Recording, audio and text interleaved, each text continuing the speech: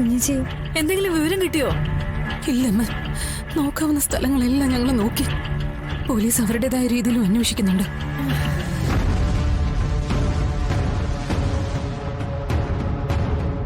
ഇതിലെന്തോ ചതിയുണ്ട്. അത്രയും നേരം കുട്ടികൾക്കൊപ്പം അവിടെ കളിച്ചുകൊണ്ടിരുന്നതാ സത്യം പപ്പയും. ഇത് മനഃപൂർവ്വം അവരെ മാത്രം ലക്ഷ്യമിട്ട് കളിച്ച കളിയാണെന്ന് തോന്നുന്നേ. പെട്ടെന്ന് ആരുടെയോ ഫോൺ വന്നിട്ട് രോഹിത് ഇറങ്ങി പോവുകയും ചെയ്തു. ആ ഫോൺ ആരുടെയായിരുന്നു? വിഷ്ണുവേട്ടാ, വിളിച്ചത് സുസ്മിതയാ.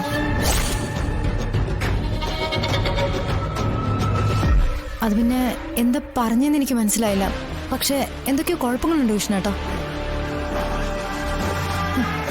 രോഹിത് ഇവിടുന്ന് ഇറങ്ങിപ്പോയത് വല്ലാത്തൊരു മാനസികാവസ്ഥയിലായിരുന്നു. വിഷ്ണുട്ടാ, ഇനി അവളാണോ ഇതിന് പുറകില്? അങ്ങനെയാണെങ്കിൽ അവളെ ഞാൻ തീർക്കും.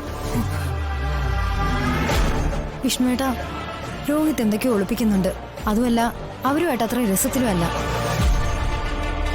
കഴിഞ്ഞ ദിവസം രാത്രിയിൽ ഞാൻ എഴുന്നേറ്റ് നോക്കുമ്പോൾ രോഹിത് എന്തൊക്കെയോ പേപ്പറുകൾ അടുക്കിപ്പറക്കി അലമാരയുടെ താഴെ ഒളിപ്പിച്ചു വെക്കുന്നുണ്ടായിരുന്നു. എന്താണെന്ന് ചോദിച്ചിട്ട് പറഞ്ഞില്ല. ആ പേപ്പറുകൾ ഇപ്പോഴും അവിടെ ഇരിപ്പുണ്ടോ? ഉണ്ടാകും. അല്ല സുസ്മിത, ആ പേപ്പറുകൾക്ക് വേണ്ടി കുട്ടികളെങ്ങാനും... വിഷ്ണുട്ടാ, ഇങ്ങനെ പേപ്പറുകൾ സുസ്മിത തേടിക്കൊണ്ടിരിക്കുന്ന തന്നെയായിരിക്കും. അതെന്താണെന്ന് അറിഞ്ഞാൽ സുസ്മിതയാണ് ഇതിന് പിന്നിലെന്ന് അറിയാൻ പറ്റും.